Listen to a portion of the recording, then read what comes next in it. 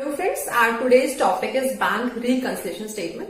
This is one among my favorite chapters in class 11, but usually बच्चों को ये पसंद नहीं है and the reason is कि उनके बेसिक्स क्लियर नहीं हो पाते. So in this session, I'll try कि आपके सारे बेसिक्स में क्लियर कर दूं. तो स्टार्ट करते हैं. What is a bank reconciliation statement? It is a statement that shows the reasons of differences between the balances of cash book and bank passbook on a specific date. इसका क्या मतलब है? इसका मतलब किसी भी एक पर्टिकुलर डेट में अगर मुझे कैश बुक और बैंक पासबुक के बैलेंसेस में डिफरेंस पता करना है तो वो मैं किसकी हेल्प से निकाल सकती हूँ? With the help of bank reconciliation statement. अब मैंने इस कैश बुक के आगे बैंक कॉलम लिखा है. What does it mean? इसका मतलब कैश बुक यूजुअली हमारी कई तरीके की होती है, but when we are talking about bank reconciliation statement हम उस कैश बुक की बात कर रहे हैं जिसमें दो कॉलम होते हैं. एक हमारा कैश कॉलम और दूसरा bank column. That means cash book is a record of transactions in which we are entering cash and bank entries. ठीक है. सो कुछ इस तरीके से हमारा होता है. ये दो कॉलम्स होते हैं.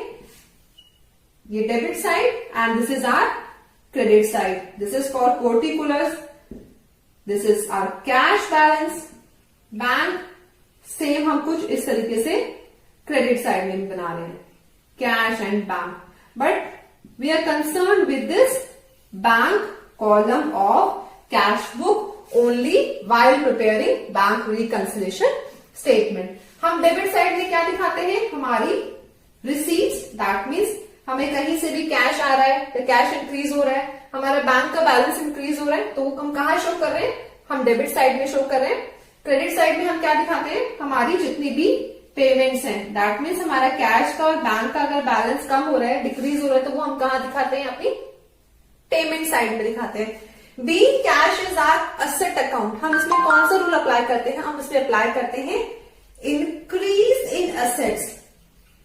Increase in assets is debit. इसलिए मैंने कहा ना कि अगर हमारा कैश कैसे भी इंक्रीज हो रहा है या बैंक का बैलेंस इंक्रीज हो रहा है तो हम कहाँ दिखा रहे हैं उसे? Debit. Increase in assets is debit and decrease in assets is credit. कुछ भी कम हो रहा है तो वो हम क्रेडिट साइड में दिखाते हैं. And who is maintaining this cash book? This cash book is maintained by a businessman. अब बात करते हैं बैंक पासबुक की. ये बैंक पासबुक क्या होती है? It is a record of transactions which is maintained by a bank. That means हम जो भी एंट्रीज अपनी बैंकिंग चैनल के थ्रू रूट करते हैं उसे बैंक अपने पास कहीं ना कहीं एक रिकॉर्ड मेंटेन करके रखता है. In case we need that record, हमें बैंक किस रूप में देता है? या तो बैंक पासबुक के रूप में देगा या स्टेटमेंट ऑफ अकाउंट या अकाउंट स्टेटमेंट. ये तीनों चीजें एक ही होती हैं.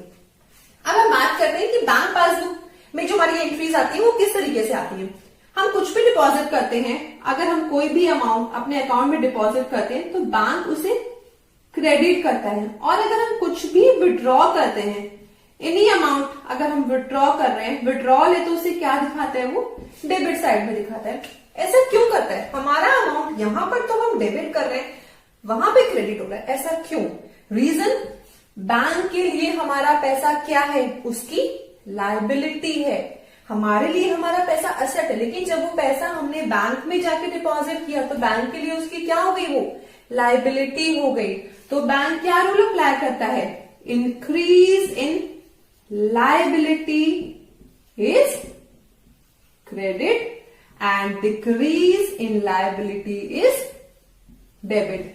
इसीलिए कोई भी एंट्री अगर हम अपने अकाउंट में डेबिट साइड दिखाते हैं तो बैंक उसे क्रेडिट साइड दिखाएगा, और अगर बैंक डेबिट साइड दिखा रहा है तो हम उसे अपने क्रेडिट साइड में दिखाते हैं. अब ये कैश बुक और बैंक बुक का क्लियर हो गया. अब बात करते हैं हमारा कि कुछ टर्म्स होती है, 2-3 टर्म्स, वो क्या होती है और वो हमें क्यों कंफ्यूज कर देती है. हम बहुत बार सुनते हैं ये ड्रॉ.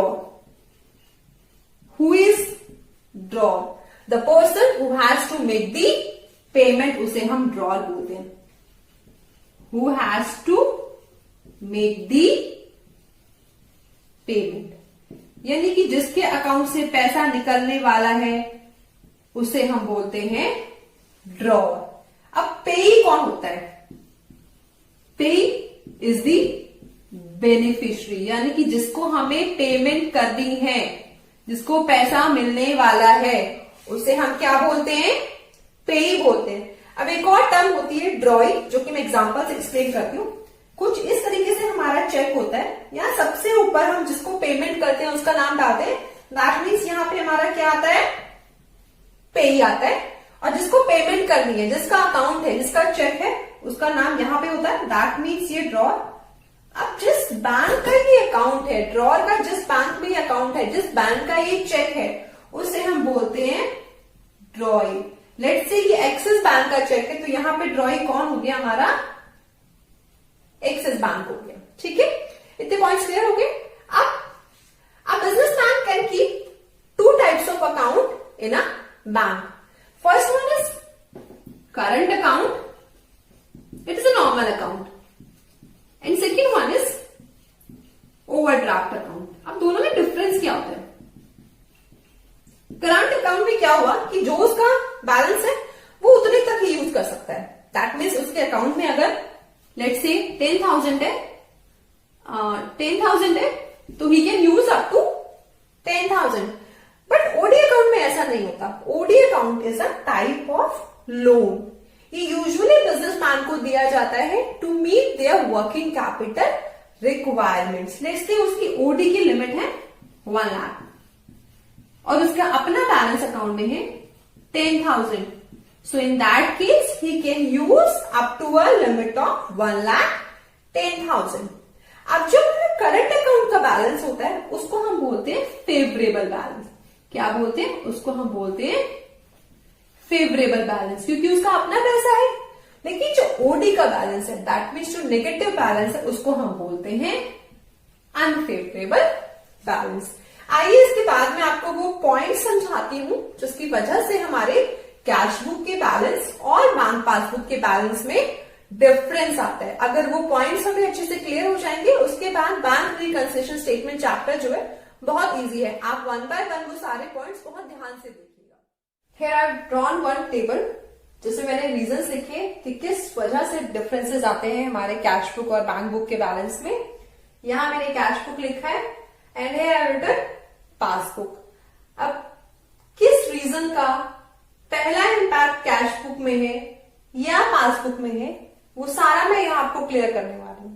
बिकॉज अगर हमें ये क्लियर हो जाता है कि फर्स्ट इंपैक्ट कैश बुक पे है या पासबुक पे है और वो इंपैक्ट प्लस है या माइनस है, उसके बाद बैंक रिकंसिलिएशन बनाना बहुत इजी है। फर्स्ट देखते हैं, check issued but not presented for payment. इसका मतलब क्या हुआ कि हमने किसी को चेक काट के दे दिया बट उसने अभी बैंक में वो डिपॉजिट नहीं कराया। अब हम चेक इशू करते हैं तो उसकी पहली एंट्री क्या करते हैं, अपने कैश बुक में से माइनस करते हैं, दैट मीन्स क्रेडिट की साइड दिखाते हैं। बैंक पासबुक में तो अभी उसकी कोई एंट्री नहीं हुई है क्योंकि वो बैंक में प्रेजेंट ही नहीं हुआ।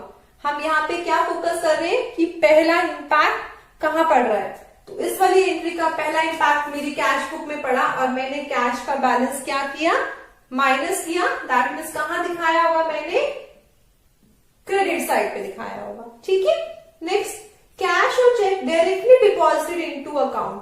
दैट मीन्स डायरेक्टली मेरे अकाउंट में या तो कैश या चेक डिपॉजिट हो गया है। अब अगर कोई चीज डायरेक्टली डिपॉजिट हो रही है तो उसकी कैश बुक में तो एंट्री नहीं हुई है। कैश बुक में एंट्री कब करते हैं, जब कोई चीज पहले हमारे पास आती है, बट वो तो डायरेक्टली बैंक में चली गई। दैट मीन्स पहला इंपैक्ट कहाँ आया, मेरे बैंक में आया। अब डिपॉजिट अगर कोई चीज हो रही है तो उसका क्या मतलब है, मेरे बैंक का बैलेंस इंक्रीज हो रहा है। दैट मीन्स बैंक में क्या हुआ है, प्लस हुआ है। तो कौन सी साइड दिखाया है इसको हमने, सॉरी प्लस हो रहा है तो बैंक में क्या दिखाया हमने, इसको क्रेडिट दिखाया है।